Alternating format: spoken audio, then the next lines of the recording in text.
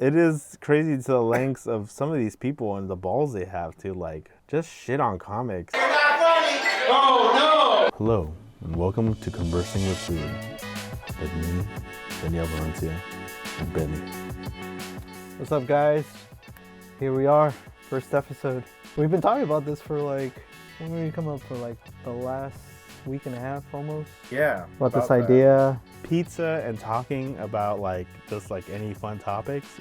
Sign me up, dude. I mean, I'm in it, you know? Let's get to eating this beautiful masterpiece right here. Smell Oh my God, it smells like Jesus Christ. I'm gonna get canceled by all the Catholics and Christians. It looks delicious. The bread, I was noticing the bread. The bread looks like a bolillo bread, and it just looks so good and like fluffy. I saw this place was from the 1960s. They've been around that long? it. Yeah, you saw that plaque? Yeah. So this is Pizza de Oro. It's spelled pizza, like how you would spell pizza, and then space D, not like the space. I'll take the what? Space O-R-O. De oro. De Oro. Or as the Jamaicans say, do. That's a terrible Jamaican accent, right? I'm gonna get canceled by the Jamaicans here now. Let's just get to pizza. This is good too. I'm just waiting to. All right, I'm just waiting to take a piece. There's your handle right here. This is nice. How is it? Really good. Tell me about it. It has a really nice bite to it. There's certain pizza places that really focus high on the marinara. And they miss out on the aromatics. And I feel like this place does a really good job at pushing them out, you know? You could taste maybe some oregano. I just found this place out like maybe 4 years ago. From the location that we went to, it looked very homey and like very mom and pop. And so it felt really nice going in there. It felt very welcoming. Ever since I discovered this place, I stopped going to like Little Caesars and Domino's and Papa John's. Like it just reignited a passion to find like the best pizza I can find. So I've been just trying to like look for pizza places in general that like will bring this similar taste in my search of pizza goodness. Don't give crap to Little Caesars though. Little Caesars is... Every now and then I feel like a filthy animal and I need a Little Caesars by myself at midnight. Just rubbing it all over my body. That crust could be kind of crunchy and it's kind of good. But also it could be really heavy at times. Yeah. No, Little Caesars is good, but this is better. Oh yeah, by far. The bread is super like bolillo bread. Like as I ate it more, I was like, second roll. I ate it. Go on. I am not sacrificing a piece of pepperoni. Shout out to Pizza de Oro. Pizza de Oro, you got 20 gold stars out of a rating of I don't know how many yet because we haven't set up a rating yet, but 20 is good. You got a new customer. Transitioning to the main things we're here to talk about. Yes, tell me. You and I, more you, I would say, you're an avid fan of this one thing that we have in common. And that one thing is... That's right. Pokemon. Well, this is the Dia de los Muertos Pikachu, but yeah, Pokemon. Yes. Oh man. I mean, I remember being 8 years old, and then my mom turning on Channel 13, and then seeing the Clefairy episode of like when they're in Mount Moon. They're trying to get all the Clefairies, and then also remembering like my mom got me like this VHS Pokemon, and then it was like the very first episode of Ash picking Pikachu from Professor Oak. And I was just like, man, that was like so badass, like the lengths Ash went for Pikachu when Pikachu was just being a dick. And then when those Spearows were just fucking up Pikachu, Ash just like went in and saved his ass. And I always felt like that relationship between an animal and a man like was like very loving to me at a very young age. And so I think that was the thing that tied me to Pokemon, I felt like. And what tied me to Pikachu, this idea of like befriending something that didn't want to befriend you at the beginning, you know? How was your first experience with Pokemon, you feel? Or I remember it was fun.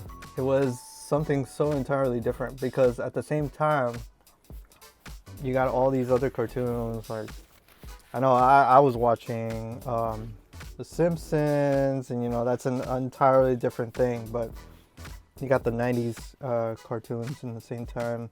The whole lineup of Channel 13 that you brought up, that was a huge flashback right now when you just mentioned that. I remember waking up. That was fondest memories before going to school. I was like, the whole intro, gotta catch them all, right? And then trying to figure out who the heck was the two flying Pokemon in the intro. If nobody knows what the heck I'm talking about right now, I'm talking about Mew and Mewtwo. Mm-hmm. I was like, where are these Pokemon gonna show up? Yeah, exactly. I do remember that, and I remember the first episode, I think, is when Ho-Ho, dude. I remember being like, this is only the beginning. Like, there's something else more badass that awaits us, That's smart. That's smart of the show's creators for, to introducing that. Like, whoa, what is that huge, big bird flying thing, I remember we would go to the swamp meet, like every Sunday, me and my parents. And there was always this guy, obviously, there's always a guy, a Juan right there, selling Pokemon cards, like a lot of just cards in general, like baseball cards. And then him having like a booster box of Pokemon cards and telling my mom, I want to buy them. And I remember they were like $2 something or $3. It was like really cheap back in the day. Now it's like, I think $7 a pack at Target, but you get like 2 holos. Who cares about the holos? They're not even that great, but it's really wild the price went up. But I just remember being there and then like my parents hating me. They were like, why do you want to buy that? Like they're not, it's not nothing. These creatures are nothing and you shouldn't waste your money on stuff like that. And they're just cards, and every Sunday I'll be wasting my money on them. And who would be known that they'd be worth millions of dollars? I was just gonna say that. I was just like, little did they know. Yeah, man. Oh. You got freaking, is it Logan Paul? Or is it Jake Paul? I don't know. But he's got like his freaking Charizard. Yeah, dude. Worth millions. It's wild. I wish I kept some of those Pokemon cards in better condition. I wish I kept some of those Charizards, and that was really upsetting that. I was a little kid looking to buy money for my video games, so I needed to sell some stuff. And speaking of video games, the red, blue versions, right, that came to the US on the Game Boy, man, they changed my life. Which one did you get first? I got red. Okay, you got red. Okay, cool. I got yellow. Yellow because it was like a combo at Costco if you buy yellow and Game Boy Color. I didn't know that. And it came also with like a magnifying glass. So it was a really cool like set that they had. And I remember telling my parents like, I need to get it. And like, that was like my Christmas present from what I remember. And that was pretty cool. And then I got blue. And then, then I got fire, and then I got blue. I don't know why I got the other two, because there was the same game. I just didn't know. Yeah, they're the same game. You just have freaking Pikachu. You're following on the yellow version. That's the only cool thing. That was the funny part, is that I got all 3 of them thinking that they were going to be different each one, and they weren't. But I was a little kid, so I didn't. And then like, okay, what is your favorite game, like Pokemon Game Boy game? Vault for... I'm still good with the classics. I'm still a fan of red and blue. And maybe silver? Silver or gold? Yeah, silver. I played Soul Silver. That's my favorite. Nice. Yeah, because obviously the quality of the game is higher, but also like the idea that you get 16 badges, like that was like the best thing for me. Yeah. And like you still get like the other champions from both leagues. And then obviously the gym leaders got harder when you went to Kanto. Like that whole thing was so cool. Soul Silver is the only one that has red, right? I think so. Yeah, and I remember battling red and just being like, man, this is like, like he's up in a mountain alone, making him seem like such like a badass character, like with the deep voice and the big but it was really good. It was really good. We're gonna have to censor that one out for the kids. Oh god. But I'll put a little beep beep. Just put an eggplant emoji right over it. Oh my god. Like this whole exploding mania, Pokemania, Yeah. right? That just happened, and just everybody started like trading card games, Yeah. playing the video games, and cosplay, Yeah. right? Everybody started cosplaying at anime expos, events, and it just showed up. You could see it in Japan had a Pikachu as their mascot Yeah. in the Olympics, right? Yeah, they did. Or the World Cup or something like that. I believe one of the two, yeah. He was there. And I guess like what you wanted to go into is like how I feel about it now that it's blown up again, I guess, right? It's gone through a resurgence. So, I mean, it's always gone through like stuff like that. With just recently, I mean, it seems like decades for now, but you know, when they brought Pokemon to the mobile platform, which was Pokemon Go. Pokemon Go was so cool. I remember thinking like, man, like it's happening, you know, like we're gonna be able to catch Pokemon in real life. Well, not really, obviously, but through the phone. But I just remember thinking like, this is basically every kid's back in the 1999, 2000 era. Like this is their dream, you know, like this is what they wanted. Yeah. You know, this idea of like we could go out in the world and capture these Pokemon with our friends, more even better, you know, and then we're all like struggling to capture. And I thought it was like, this is gonna last a long time. Oh yeah. And it's still lasting a long time. But I also feel like I'm not doing it anymore, right? Or like a lot of other people are doing it. I feel like it's a very niche group of people that held on to that game, I feel like. And even people who are not even Pokemon fans got into it, which is like crazy to me. Like, you know, I've had cousins who I feel like they were not super huge in the card game or not super huge in the video games, but when this game came out, they became really invested in it. So it's crazy to me how much of an impact Pokemon has in different market groups. Oh yeah. Like, it's pretty cool. I remember fondly of like just going, capturing, and meeting like-minded people. Yeah. And running with them too across like another place just to capture this one Pokemon, right? Dude, I remember holding up traffic just because Yeah. people were like, there's a Blastoise. And there wasn't even a Blastoise, bro. There's maybe like what's it called? A Tentacruel. Just Tentacruel. We're just like hanging out there, you know? But I was very excited. You know, those were good times to me. I know it came with like bad publicity, right? Because some people died. they died? Yeah, this one girl, I think, or somebody fell off of something. Oh my god. Or ran over or something. Jesus. Yeah. Yeah, it was. But other than that, Don't play Pokemon Go unless you know what's good for you. This right here. I love it.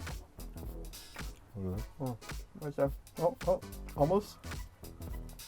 No. It's like not even focusing. It's like it's entirely on me. When it's the crusted Parmesan or the mozzarella. Oh man, that's my favorite. Now that we're gonna transition to the second topic that we're gonna talk, some final words on Pokemon. What do you want to say? This goes out to the Pokemon company. Stop making Pokemon look like humans. And I feel like they should really just keep it more like animals. Just stick to Lucario and Mewtwo. You had it down right there. Yeah, there that's you go. That's as human and Greninja. That's it. Greninja. You know, just as human as possible, but not this. Yes. Whatever this is. We'll put an image later on in the video, but like Quavaquel, you just look sus, girl. I don't know. I wanted to say a love letter to Pokemon before we transition to the second topic really quick. I love Pokemon. It's my childhood. It's one of my things that I grew up with. I'm not ashamed of it. I'm not ashamed to say anything that, you know, might be considered Poke nerd and whatever, a geek. It doesn't matter. Like nowadays, it's like more mainstream than anything. Like you could literally go. I've seen people go out with like onesie Pokemon Pikachus and stuff like that. You know. Yeah, man. Like there's nothing about it. Everything that we love is coming back as a resurgence. It's great to see as an adult. Oh yeah, big time. So that's my parting words. And I'm sure we'll talk about more Pokemon stuff along the lines. You know, we'll bring it up again, maybe in some future video. Yeah, I think so. Maybe do some live Pokemon card openings and just keep the suspense. Yes. But yes, transitioning to the second topic at hand, I wanted to talk about with you about what you think of comedy now versus back then.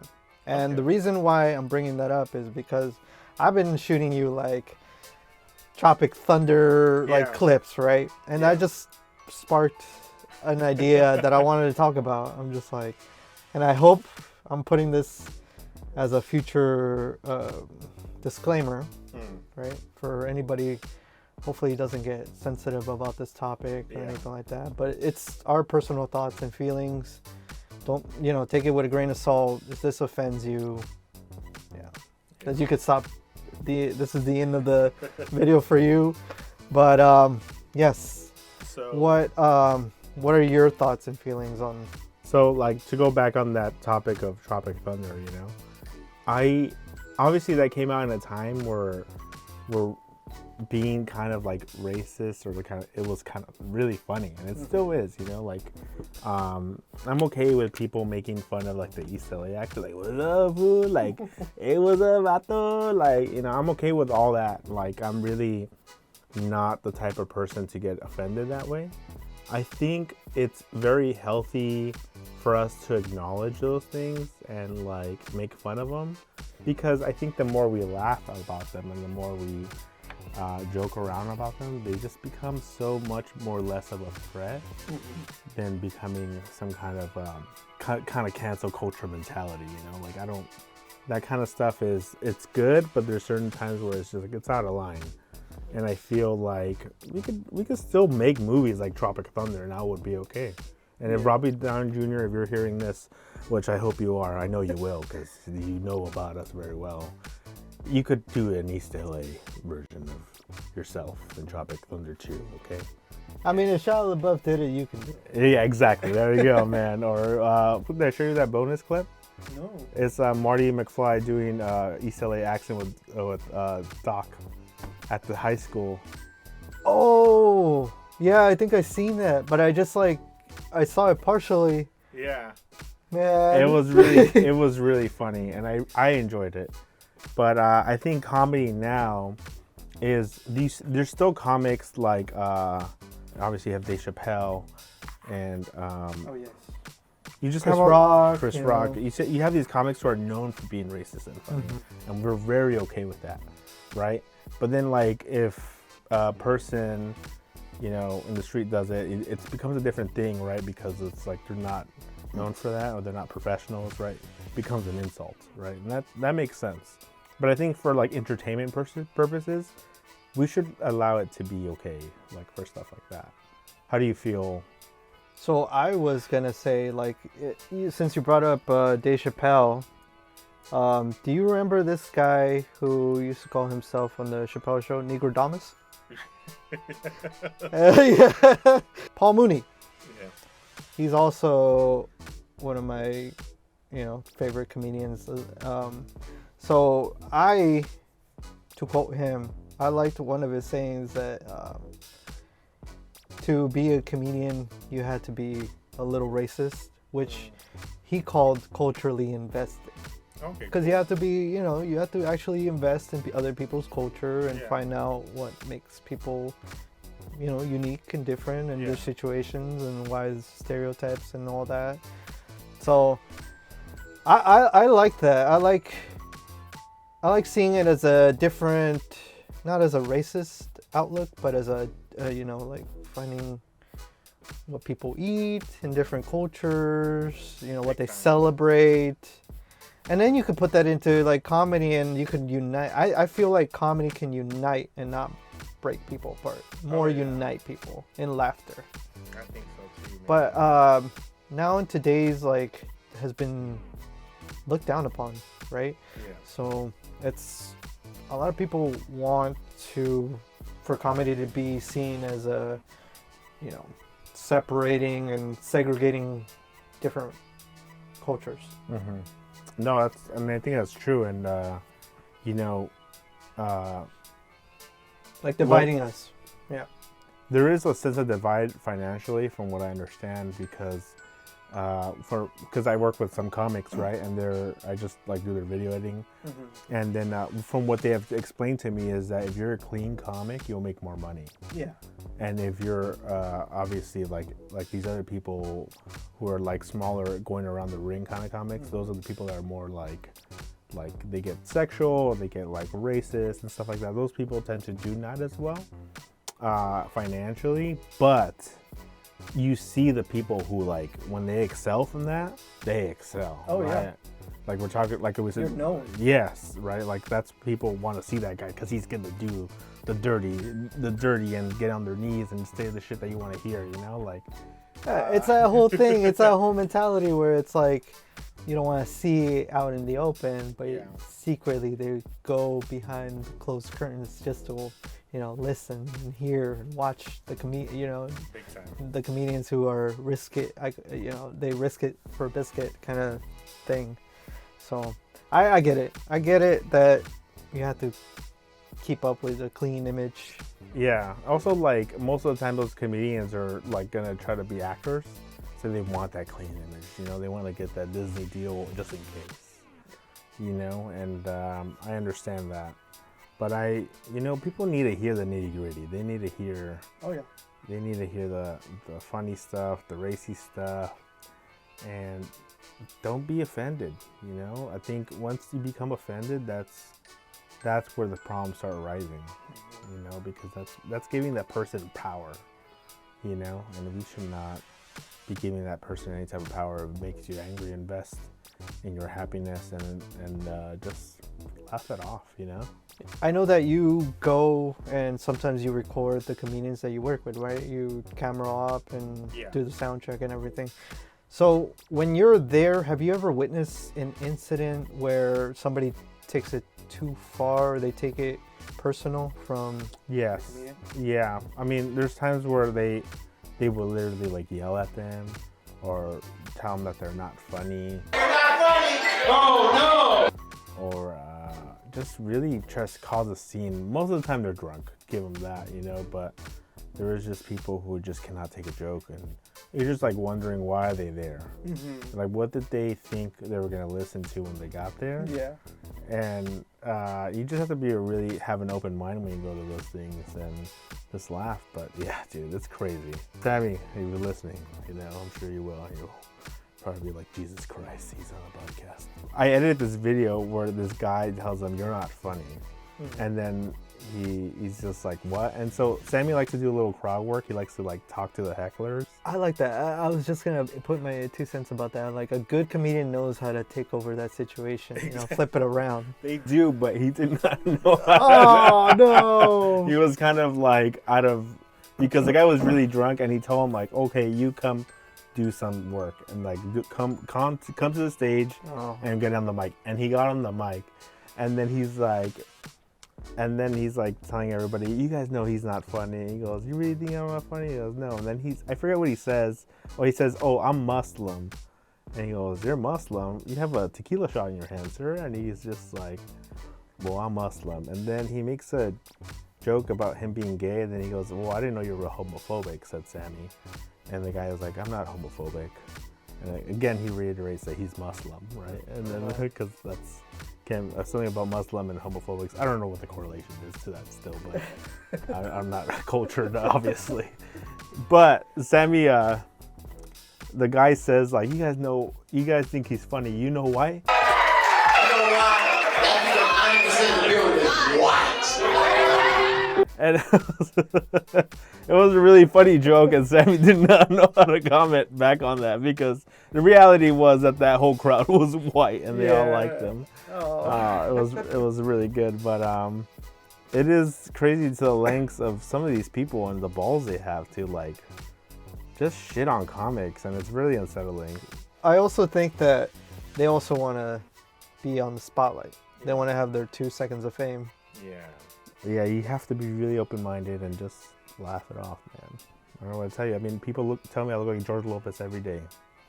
Jody Lopez, you're out there. I need a paternity test from you because apparently it's very often I get that comment. Yeah. Apparently he took my wife's kidney and then left her. What? That's what he did. You didn't know that? I didn't know that. He was dying and he lost both of his kidneys, and then his wife gave him a kidney. Wow. Yeah, and then he cheated on her and left her. News to me. Yeah, that's why a lot of people don't. A lot of Mexicans, especially, don't like George Lopez. I just wish there's more comedians like Chris Tucker. Oh Yeah, because he's.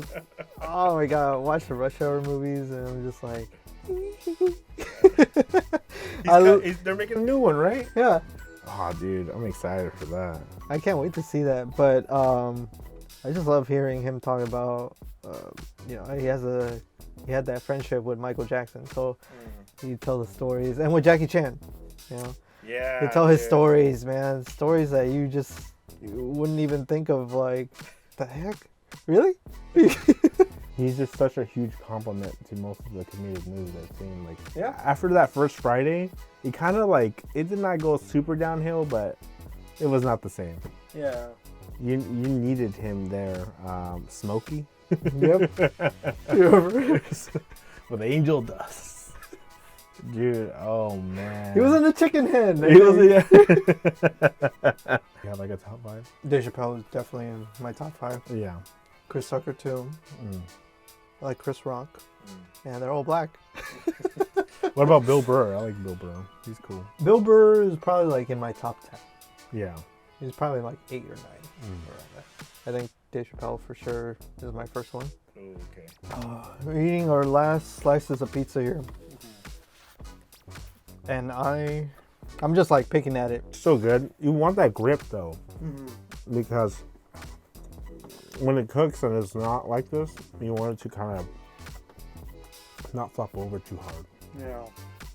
But Or it's not too thin either. yeah, I do like a good New York style though. New York is probably my favorite of all the pizza styles. But there's some that they do it right where it's like it's not a huge like wet flop. I think this is a good time to start ending Yes. our first successful segment of conversing With food. What do you want to tell the nice people that are watching us? Thank you for watching, and if you watched this far, you have a problem probably. You're probably a little, I don't know, you're probably lonely, let's be real. But thank you for tuning in and for listening, and we appreciate you, and the pizza was amazing.